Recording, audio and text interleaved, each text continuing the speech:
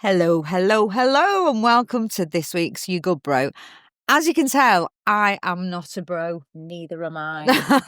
It's International Women's Day this week, so Jam and JD have handed the microphone over to me and my friend, my co-host, Michelle. So, yeah, it's a girls' takeover for International Women's Day. You good, sis? You good, sis? Yeah, I forgot. Missed the whole point then. Yeah. But yeah, are you good, sis? So, first of all, I'm just going to introduce myself just so people know who I am. My name's Claire Hannah. I'm a journalist. Some of you might know my voice. If you're in the Northwest, you definitely will, because I've worked on every single commercial radio station in the Northwest. I've worked in TV for the past 3.5 years on Granada Reports. I'm currently doing a bit of freelancing on 5 News, and that is me. So now I've got Michelle with me. Are you good, sis? I'm good, sis. Right. I'm really good. And we met. Hang on, explain who you are. This is Michelle Livesey. Yeah, Michelle is the deputy. I've got it all written down here. Look, prepared. Deputy news editor for Bauer Media. Yes. Deputy News Editor, Bauer Media, which runs radio stations across the country, including Magic, Absolute, Kiss, Hits Radio, and Greatest Hits Radio as well. So we've got a network of radio stations, and I oversee all the news content that goes out on those stations. Yeah, and in a weird twist, like I used to be Michelle's boss, and now she's the big boss. Yeah, so I mean, that's how we met, isn't it? We met in that. I mean, we've obviously got the field of journalism in common, but we've become we're lucky that we got to work together throughout the years. It's over 20 years. Over 20 years we've known each other. It's mad, isn't it? Because we met like years before we actually worked together, because one of my colleagues worked at your radio station. So I used to phone that Rock FM it was. Yeah. I used to phone Rock FM up every morning for a chat with my old colleague, and you'd answer the phone, so we'd have a chat. So like, yeah. So and you said about the voice, like you always recognise Claire's voice anyway. So I remember the first kind of time that I met you, I think I heard you before I saw you. Everyone does. Heard you before I saw you. But yeah, then I took over as the boss, the news editor at Rock FM, didn't I? I think, when was it 2001? 2000? I don't know. It was a long time ago anyway. 2002, 2003, wasn't it? And then you, my deputy, news editor. And we just had a lot of adventures, a lot of fun, which we'll go on to later, because we are going to touch a bit on International Women's Day, because it's quite special for Michelle. Michelle's a very special journalist, did something really amazing that I'm incredibly proud of her for, and this is why International Women's Day is so important for Michelle.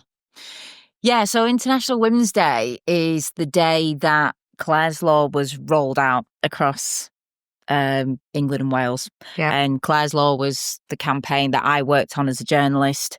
Just sort of briefly, Claire Wood was a mum of one in Salford, which was my patch that I was working on at the time as the reporter.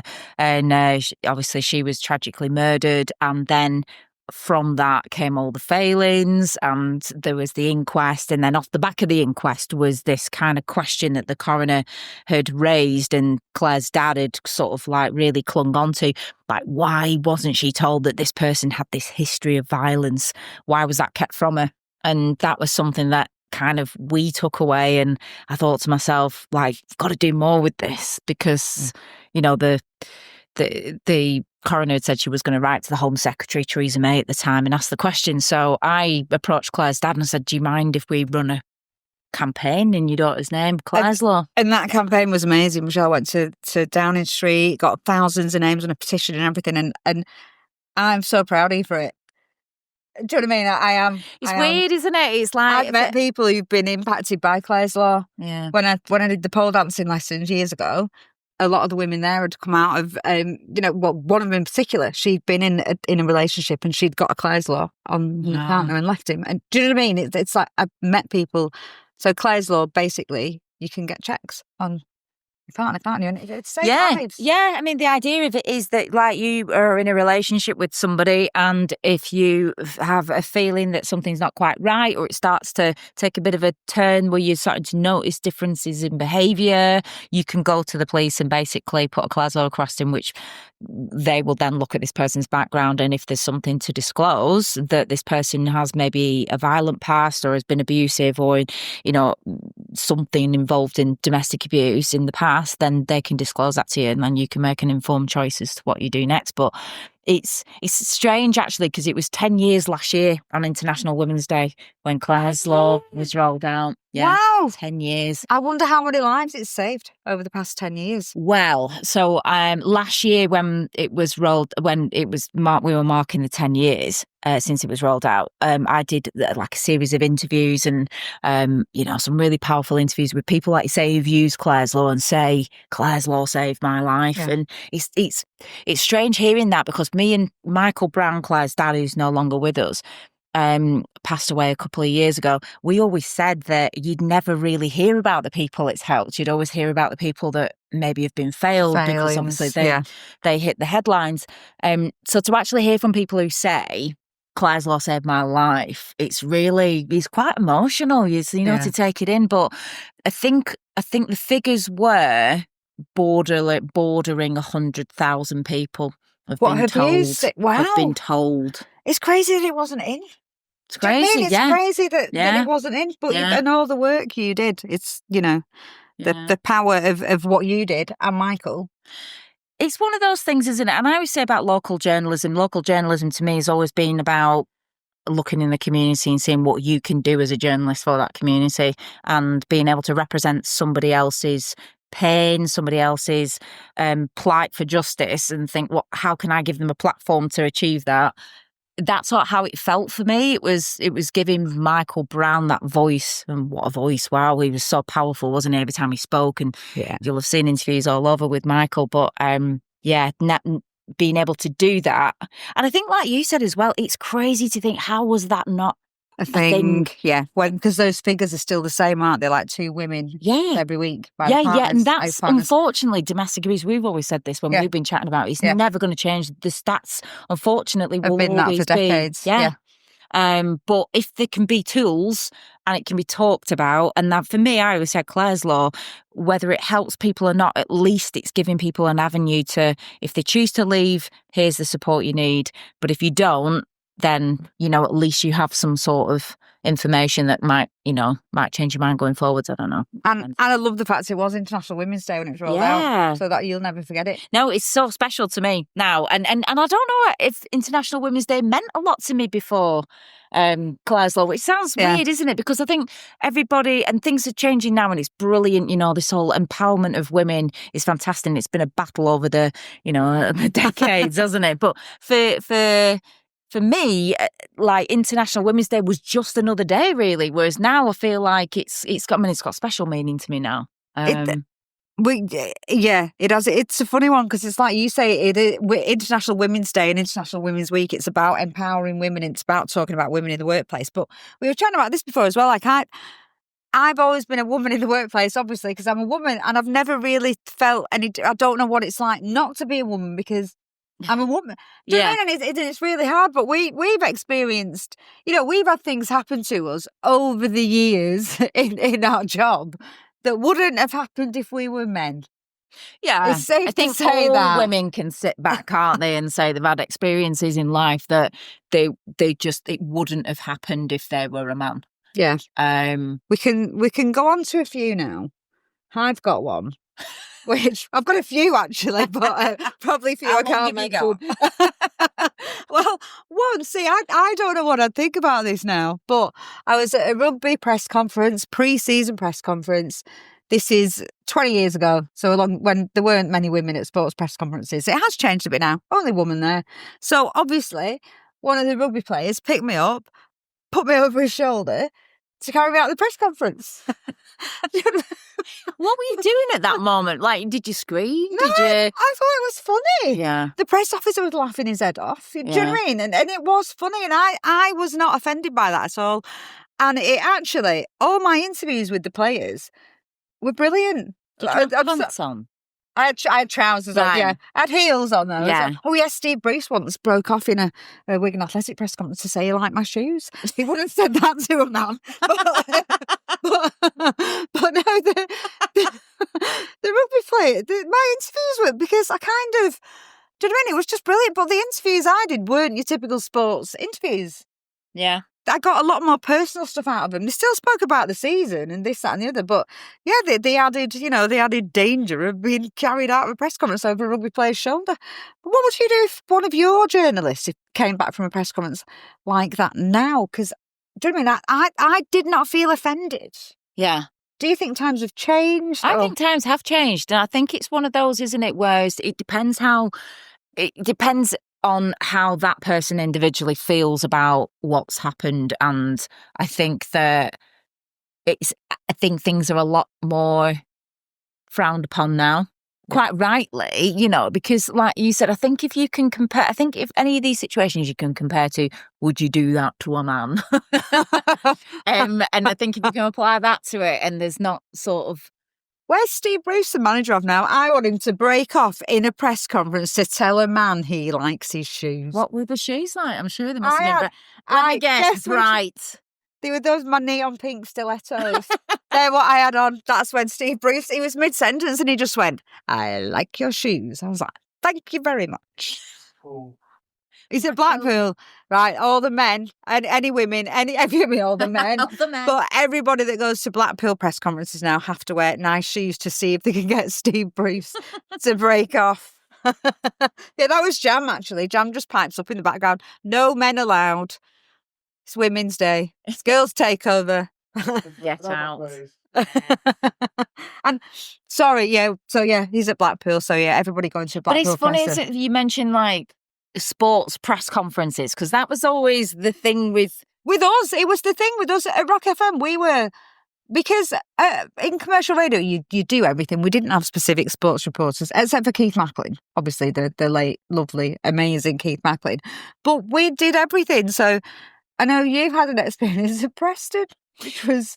Yeah, well, I mean, to be honest with you, this is brilliant. It was like going to the press conferences. Again, never fazed me, because I was always into my football, loved football. So it wasn't like I wasn't out of my comfort zone. But I was literally the only girl there. I was the only female reporter there, and it was just a room full of men.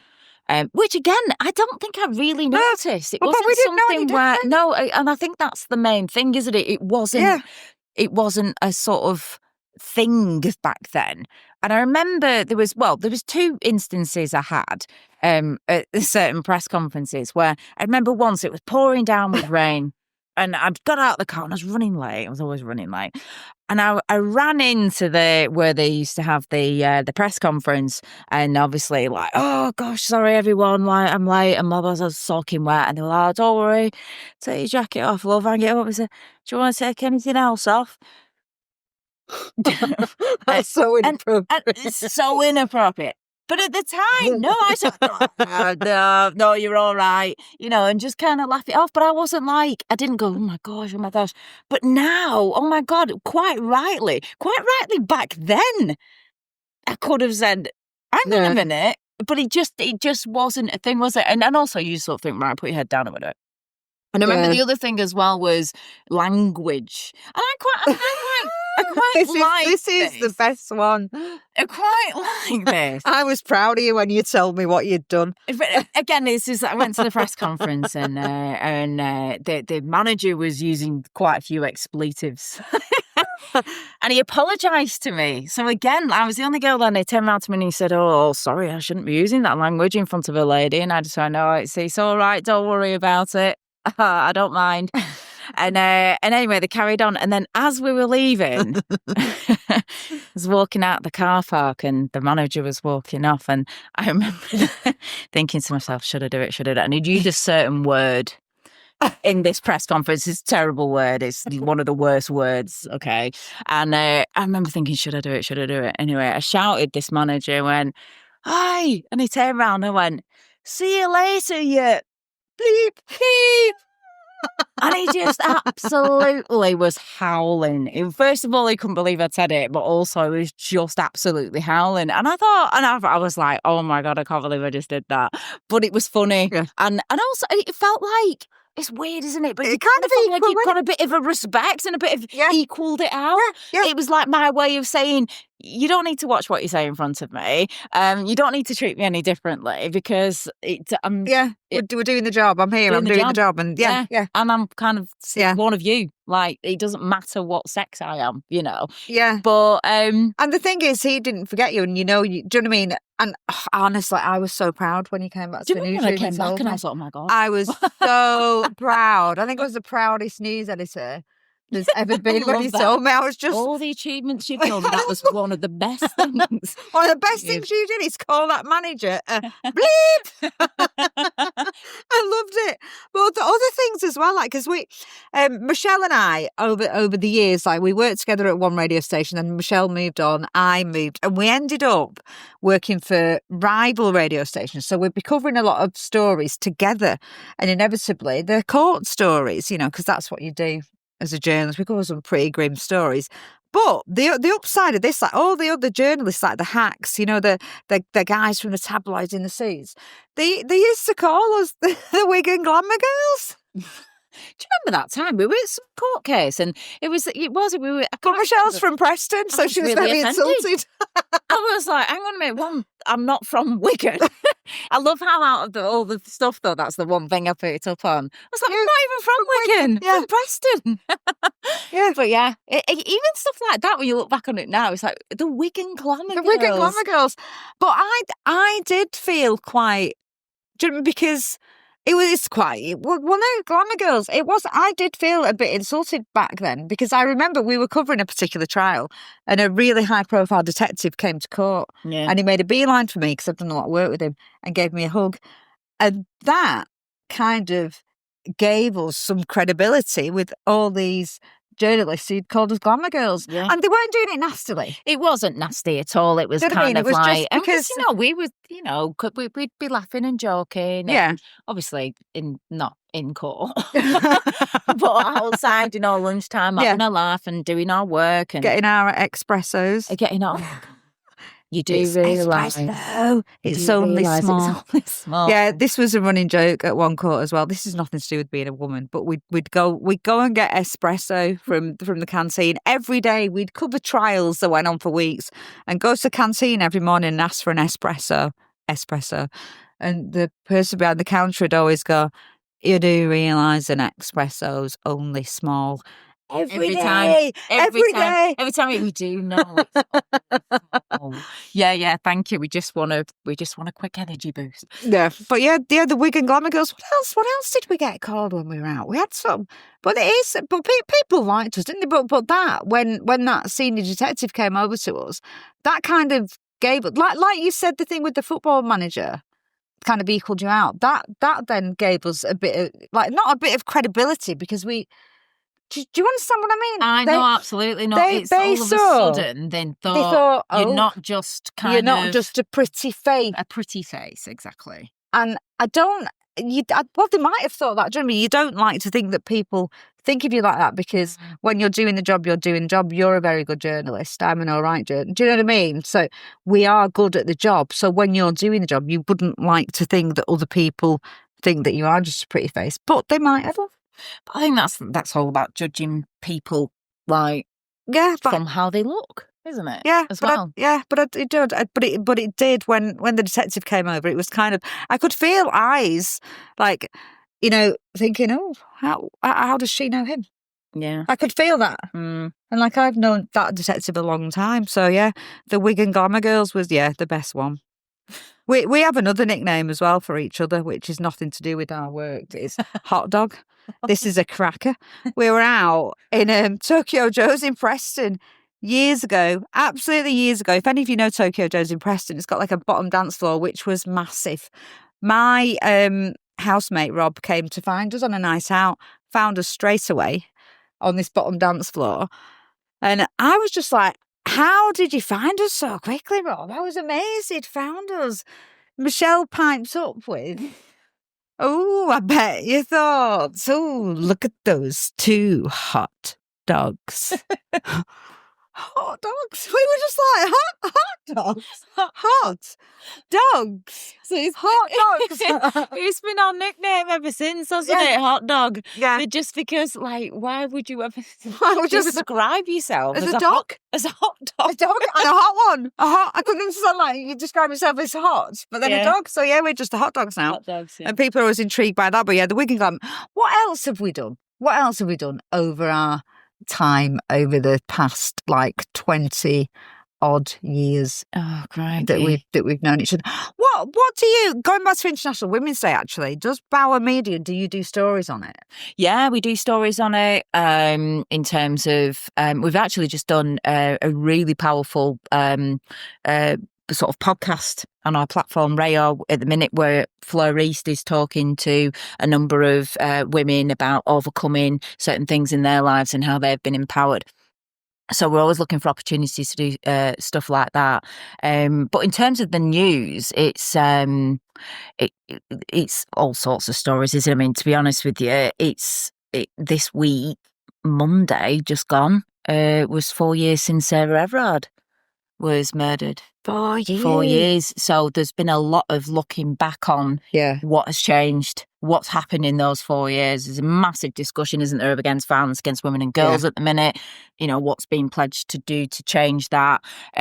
So there's lots of stuff coming from that. But and then in the build up to Saturday, do you know what's nice? You start to hear, what I like is obviously in news you get the cases like Claire's Loss, like something so awful has happened, but something good you comes can say out has come of it. from it. Yeah. And it's the same with Sarah Everard, isn't it? It's like you would hope that there has been a change in something so tragic has prompted a change. And we've all seen it over the last 4 years that, you know, there's been a lot more talk about violence against women and girls, and there's been a lot more action and pledges to change things.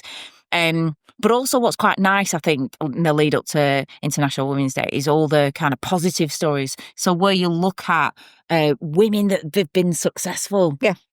And just having conversations about that, like where they started out, where they are now. Do you know, I'm going to say, like, I've been, because I'm freelance now, I've been to a couple of networking events and met some incredible women. Yeah.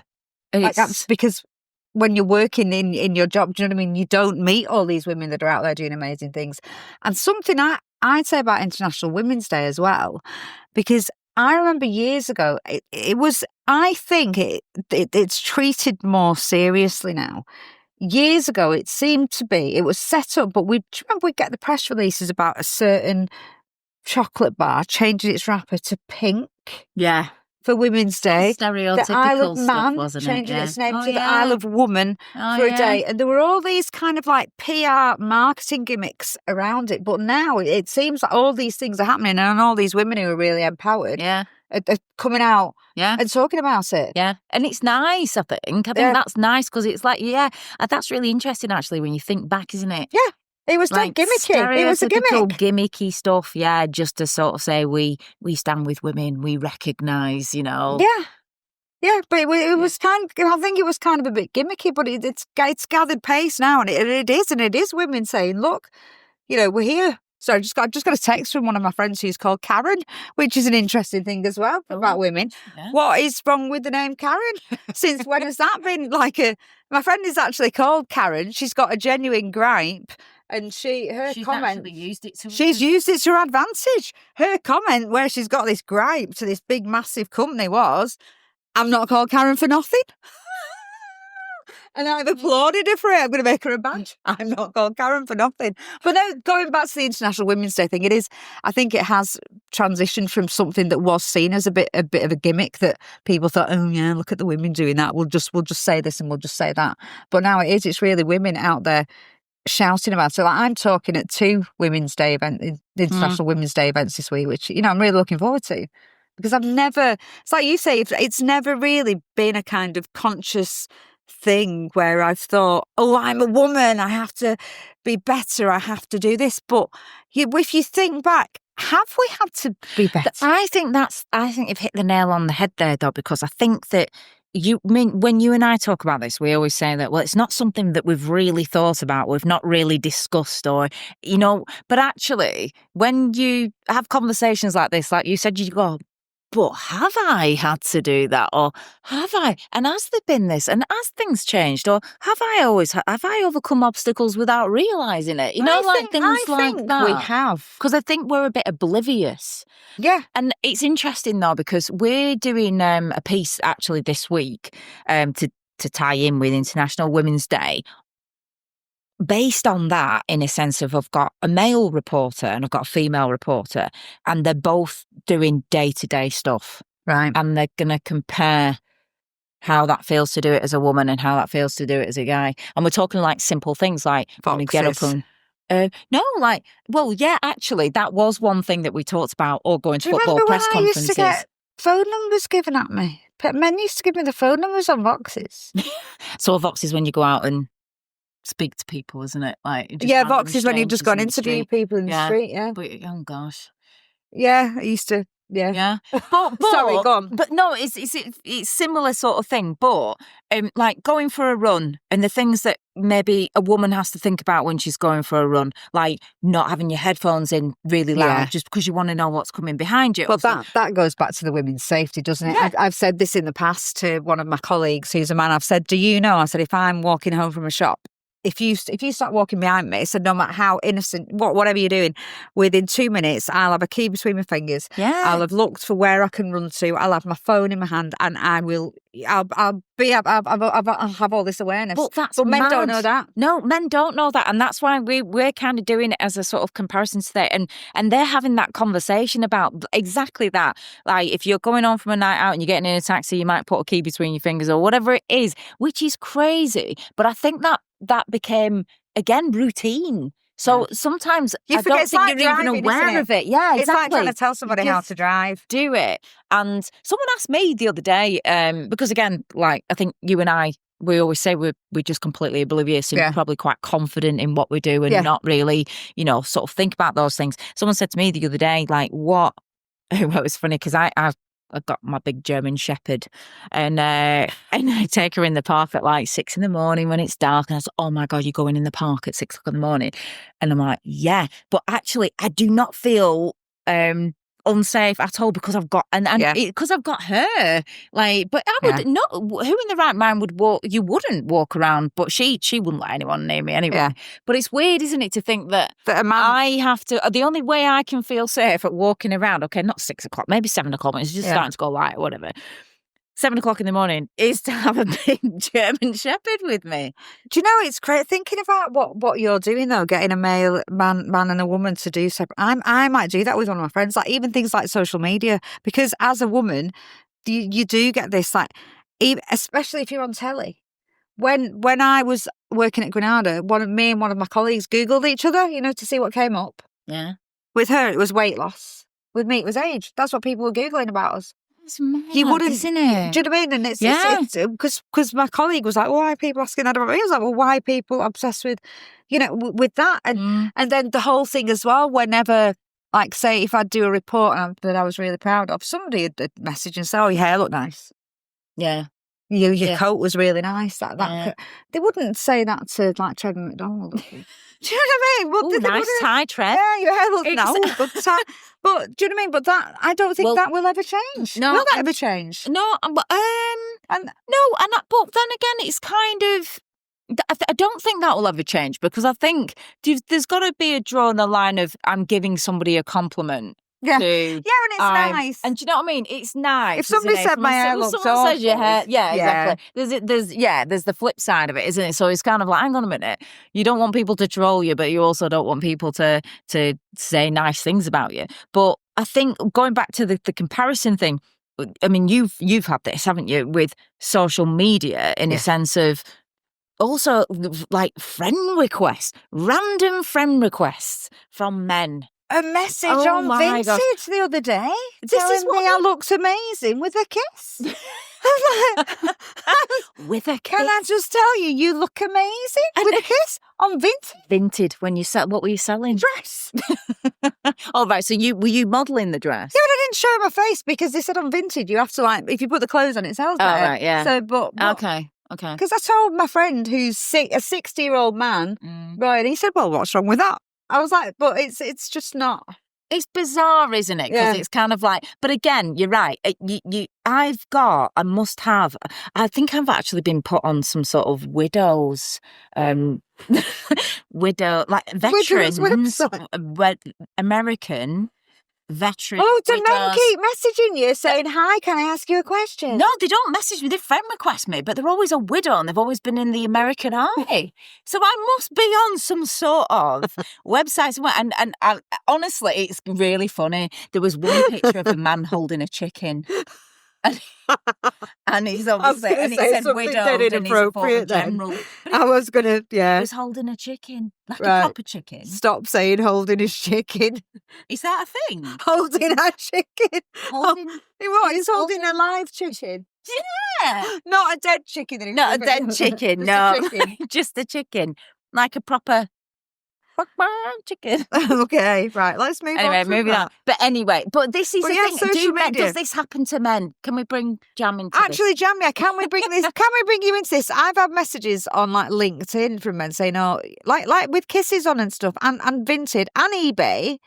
Does that happen to you? Come to the microphone. No, it doesn't happen to me. I have to shout because I can't be getting up. Typical man. It doesn't happen to me, no. Unfortunately. I say unfortunately, probably rather fortunately. No, it is. But what do you think when you hear that? So I'm selling a dress on Vinted and I've put a picture of myself wearing it, and then a man just completely unsolicited messages me to say, "Oh, you look amazing," with a smiley face and a kiss. Do you think that's appropriate? Would you do that? It's not the arena for it. It's not like it's not Tinder. Yeah, exactly. Yes, it's like the right arena. It's not. Do you know what I mean? Yeah, like, bizarre. Because I've got to a point now with things like that. I used to be quite tolerant and I'd just ignore them, but just blocked straight away now. Or I'll tell people they're being creepy. You know, I'll just say it's creepy, and then when you call people out. When you cut, they apologise and say, "Oh, it was a joke. It was a joke." Well, it wasn't a joke because, but some women don't call people out. The thing is, if you'd have replied and said, "All right, then entertain it," yeah, it wouldn't be a joke, would it? It wouldn't be a joke. No. So yeah, I'd say so. You don't get it. So there are these things that women. But we just accept that's what happens, and you don't because you never, unless you're having a conversation like this, you never go, men don't have to put up with that. Or does that happen to men? Like, you know. Well, do you remember? I don't know how long we've been talking for. It's probably a long time. But a few years ago, I was groped in Liverpool city centre, for want of a better word. So it was sexual assault. Yeah. And it was in the middle of the afternoon. And I remember because I phoned you, I phoned my sister, do you know what I mean? Because I was really angry. I was walking up some steps and this man came downstairs, put his hand inside my coat and grabbed my breast, my boob, grabbed that. And do you know what my first thought was? Was my jumper too tight? I victim blamed myself. That's mad, isn't it? And that is crazy. And then, do you know what I mean? And I remember all the you know, I was laughing afterwards because we have a running joke about honk honk. If you can't on the camera you can see this honk honk, you know, like cartoon honk honk. So, do you know what I mean? We had like, oh, did he honk honk? Yeah. But all my friends took him. He went to court. Yeah. And I was petrified because he'd actually sexually assaulted a 15-year-old girl on his way into the shopping centre and me on the way out. And he pleaded not guilty. They caught him. He pleaded not guilty, went to court, but he changed his plea because the police said he's going to have to change his plea because we saw that the evidence against him is unbelievable and the evidence is you. From your reaction on the footage, it's obvious that something's happened. But I was pretty scared about that because about giving evidence. I thought, why do I have to go into a room full of people and convince them I'm not lying when he can't say anything? And, you know, and he ended up, it was ridiculous. The punishment was ridiculous, actually. I know things have changed now because I've spoken to the police about this. He got a nighttime curfew. He did that at 3:00 in the afternoon. Oh, wow. But then it led to the conversation about when, I think things have changed on this now, but when you go out at night, you kind of used to expect to get a pat on the bum. Oh, yeah. You expected that. I think that's But massively I call changed that now. out now. Well, people don't go out anymore, do they? No. But I started calling it out because I just thought, no, I had a, but it led to that whole conversation where if you're a woman, you used to expect it. Yeah. Yeah, again, it was part of the night out, really, wasn't it? If your bum got slapped or whatever, or pinched. But yeah, I think I would like to think that's changed now, and I would like to think that more people would call that out, because that's totally unacceptable. But yeah, back in the day. It would sound like a Hobus advert, don't we? We need to get a bike and some bread in a basket. Also, I feel like I'm having a hot flush, but you've got the fire raging. Yeah, we've got a oh my gosh, stove behind it's absolutely roasting. I've got a jumper on. Yeah, we've got matching jumpers on, actually. Quite unintended. But yeah, it's... Do you know why? Because we're a couple of hot dogs. How long have we been going on now, Jan, with your microphones? Oh, we've got another 4 minutes can do to that. fill. We're professional radio hosts. We can talk about. Kind of. Let's talk. Oh, I've got a brilliant one. So this is a final. This is absolutely epitomises what was wrong with the world and how things are changing now. But myself and Claire got asked to do a photo shoot. Oh, yes! I've got the magazine in the cupboard. We won't get it out. Oh, it's I don't awful. think it's in circulation anymore, actually, but we won't not. mention it. We got asked to do a photo shoot, right? And it was based on body size, and it was different body shapes and what bikini and swimsuit looks better for that body shape. Right? Can we just give a bit of context to this as well? It's when we both worked at Rock FM. We both got we had to send pictures of ourselves, to this magazine to see if they wanted to use us, and then when we had to do phone interviews, didn't we, with them? And it was one of those where we were just like, and we had to, and both of us got picked. Yeah, and we were just like, but we didn't want to tell anyone in the radio station. No. We just didn't want to say because we didn't want anyone seeing us in bikinis. But anyway, go on, take over the story. So yeah, it was about body shape. So it's about body shape. So we went along and we thought, it'd be funny, we'll have a laugh. Down to London, Went that there London, had a photo shoot and. I mean, I didn't mind my bikini, but you had to say what your body. It was mine was disgusting. Thing was right. What was the thing that you were? And mine your was problem body. Mine was yours? Small boobs. Yeah, Michelle was paranoid about small. But I wasn't even paranoid about it. It just said so the body shape was so they obviously gave me a cleavage boosting bikini top.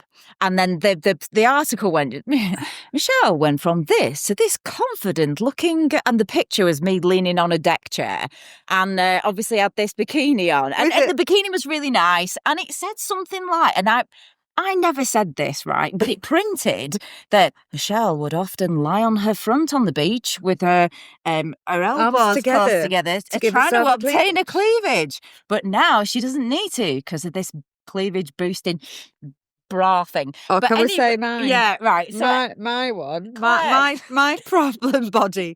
My problem with my body was my belly. Apparently, I was dead paranoid about my belly. I wasn't, but for the purposes of this feature, I was. They gave me the most disgusting bikini. It was like a tankini. It was a tankini, so brown, covered with the belly, big blue flowers on, and they were all model sizes. The shoes they gave me to put on were size 7s. I had these size 7 wedges on, like these heels. I've got size 3 feet. And like a cocktail, and I was like, can I drink it? Can I drink it? Yeah, they put me in that disgusting thing. And I actually said, after the photo shoot, that bikini is absolutely vile. I'd rather chop my legs off than wear that ever again. Please don't use the pictures. But they did. They did, because it was a great feature. But this is the inappropriateness. Right. So at the time, we didn't think there was anything wrong with this, right? This is the state of the times where this was appropriate. The feature then allowed men to judge us. So they rated the picture of you in your clothes, so a dress, and then the picture of you in the bikini or the swimsuit shot, right? And I found this magazine that, because obviously my mum kept it, she had about 5 copies of it because I was in the magazine. It's awful. Oh, it's horrific. So the men gave you a score out of 10 of whether they thought you looked better in the clothes or better in the bikini. And honestly, how? It's so wrong. How? It is so wrong. Was that even allowed to be a thing? This was a women's magazine. This is the thing. It was always women's magazines. It was a women's magazine, and it was basically saying that men have the final say on whether that looks good on you or not. Horrific. Yeah, it was horrific. So, so there you go. So I don't think you would ever see a feature like that ever again. Unless I went and got the magazine out of my cupboard. Yeah. No, but it was awful. Yeah. So awful. I think times have changed. Let's celebrate women for what they're achieving rather than what they look like. Yeah, because it is. I think there maybe is still a bit of a, the substance. The Demi Moore films are excellent, an excellent comment on everything. But yeah, International Women's Day. Let's celebrate being women. Yeah, not for our bikinis or our bellies, for being hot dogs. So that has been me, Claire, and this has been Michelle.